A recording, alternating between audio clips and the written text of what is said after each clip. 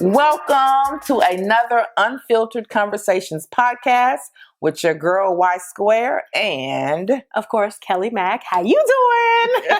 How you doing? Oh, we gosh. channeling Wendy Williams. Yes. How you doing? How you doing? How you doing? Shout out to Wendy, by the way. She's on her healing process. She is. Hopefully. I hope she is. Yeah. And that's great segue because It this really is. podcast is all about healing through trauma. Yes. We've all been through some type of trauma in our life, and we've all had to either heal through it or either we allowed it to keep us in that sunken space. Yes, you ain't never lied. And yes, I said you ain't never lied, Right. Craig. But I say that to say, you know, trauma, drama, disappointment, it hurt. It can either make you stronger, wiser, and better. It can make you, it can break you, or you can be consumed by it. And you can be a different person behind it. So let's talk about trauma. Let's talk about it. The top three traumatic experiences of your life. Ysquare? So I would say the top three traumatic experiences of my life, from the first one that I can remember, is molestation. I remember as a young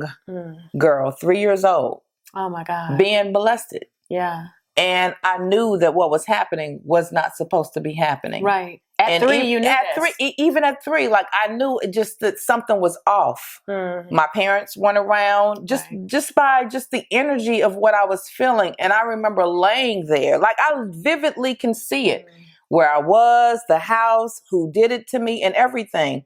And it totally changed me. It changed the way I felt about men. It changed the way I felt about myself. It changed the way I felt about my body. I started seeing myself as a young girl, and that was at 3. So at 5 and 6 years old, my parents would catch me with my hands in my pants. Right. They would catch me doing things, and they would be wondering, like, where is this coming from? What is emulating? Exactly. I'm emulating what was coming out. So I would have to say that was one of the first top traumatic things. The second one I would have to say is the births of my children. Both of my babies were born prematurely. And that was traumatic to me because my husband was a public figure. He was on radio. So everyone knew every time I was pregnant, everyone knew when I was pregnant. Right. And so when I'm having the baby, because we're not, at that time, I didn't want to know the sex or anything like that. So I just would get the results to know that the baby was healthy. Right. But then as I got further along in my pregnancy, I realized that my babies were not growing. My placenta was coming apart. And so the baby was getting nutrients and nourishment to the head, but not to the body. So I was basically big head babies. They had big heads and little bodies. And it would go off somewhere between the 5th and 6th month of my pregnancy. And even though my first child I carried, to 34 weeks, my second child, London, 7 months. Wow. That was big for me. It was like 28 weeks. 28 weeks. Wow. And that's guesstimated because his lungs were like, they had to put a shot in me right before delivering to see if they could make his lungs. Like a steroid shot. Yeah, so that way he could be delivered. So all of those things. Also to another thing, I embarked upon a business venture with someone who I thought was a great friend, a best friend. And we opened up a salon, a boutique. We had a grand opening, a ribbon cutting, and all of that. It was actually called 8.10. Some of you may remember it. Some of you may not. Well, I walked in the shop one day. And when I walked in the shop, it was something that I felt when I went to the door. And I felt like something ain't right. I opened up the door and everything was gone. Oh, my gosh. This business partner had taken everything and has shut the shop down. But basically the shop, it was empty. Right. And not knowing until I got into the midst of it that the lease was up.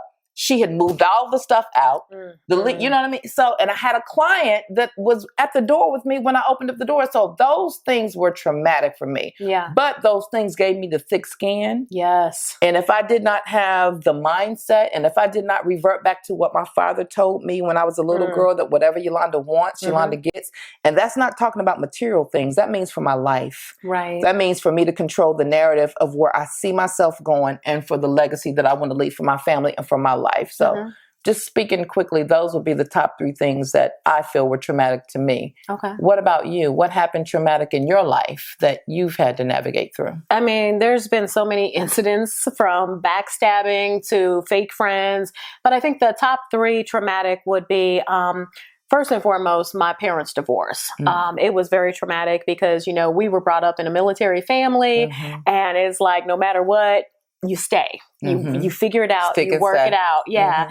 And I'll never forget, like, the final incident that, you know, I knew my parents were done. My dad was out late one night. He came home, and there was back and forth between him and my mom. She had made ribs that night for dinner. So you remember the food? I remember everything. And I remember, you know, her heating up the ribs for him when he came home. And, you know, he was talking trash. She was talking trash. She poured the hot ribs in his plate straight from the microwave. And, you know, back in the day, the microwaves were a little bit different than they are now, you know. So it's like one extreme to the next. His reaction was, you know, he jumped up, he smacked the shit out of her. Yeah, I said shit. And then she went to call 911.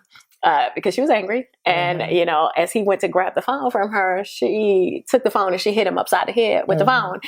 I was the only child in the house at the time for whatever reason. My sister, she was out and about. My brother was out and about, but I was there. I seen all of this. I heard all the commotion. When the police came, luckily we had a family member, a friend of the family that came through that worked in another police precinct. And she kind of, you know, let the police know, hey, this is family. Like, let him go. He's going to lose his job because he was military. And so they let him, you know, kind of go. And he never came home after that again. Wow. That was the last time you physically saw your father? That was the last time that he was in the household, physically in the household. Wow. And I think at that moment he was like, I'm going to lose my ability to provide for myself and my family if I continue to stay in this marriage and relationship. So months after, he took a transfer to Cincinnati. We were living in Cleveland at the time, and then he ended up finishing his career in Cincinnati successfully. He is, you know, retired from the United States Navy. So that was traumatic for me. Another traumatic situation, I would say, was definitely living through domestic violence and physical abuse from my son's father, who was a serial cheater. Very unloyal. I've been beat too. Yeah. I forgot I've been beat. Very unloyal. Not by Tone X though. Let me get that PSA. Yes, please. Not by make the that current very husband, clear. But back in the day, I was beat. Right. But yeah, it was a situation. You know, I was young. When I met my son's father, I think I was like 14, 15 years old. I was pregnant, you know, not too far after. And so he would get caught up a lot of times, you know, creeping and cheating and stuff like that. And when I call him on his BS or, you know, then he wanted get fly at the mouth, then he want to go and fight about it. Right. So that was traumatic for me because we had a child together. Like, how could you lay hands on the woman who gave you your first son? And a child, period. Like, I never could understand that. So that was very traumatic, and it caused me not to trust men, you know, in the long run. And it caused me to be very angry too, you know, and like everybody to me was like, you know what? No, I'm good. You know, like if my own child's father could do this to me, like I know you could do worse, you know, so that was traumatic for me. And then I would say probably the third thing obviously was losing my mother. I lost my mother in my mid-20s. She was 47. She had breast cancer. It happened very fast. Like she found out she had breast cancer September and she was gone in February. Wow. So you can count the months there. It wasn't even 6 months. And it was like I had just left the nest, the hometown, Cleveland, took a job in Charleston, South Carolina. And this was all going on and transpiring. I'm like telling her when she found out she had cancer, like, hey, come down here. We'll make sure you get to your appointments. You can go to your radiation, your chemo, all of that stuff. And she's like, no, I want you to live your life. Like, I'm going to take care of this. I'm going to be all right. And then she was gone. So I never dealt with it. You know, it's like I had this kid who looked at my mother as his second mama. She's no longer here. And I'm telling him, hey, life is for the living. We got to get up. We got to go. We got to keep living. This is what she would want. And that's also a big regret as a parent, is just not getting him the grief counseling, or myself the grief counseling that we both deserve. So it's so important. Those are my top three. And speaking of grief counseling, sometimes we deal it with, you know, we look at that towards death.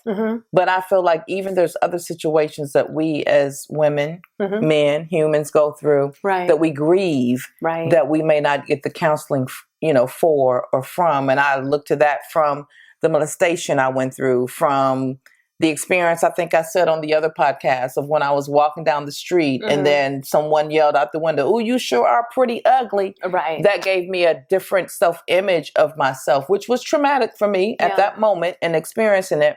But I think it's so important for us to have these kind of conversations that resonate from that. And so now that we've talked about those things that cause us trauma or those things that made us feel differently, how did we navigate through that? Like, how did you get through that? How do we shift the mindset?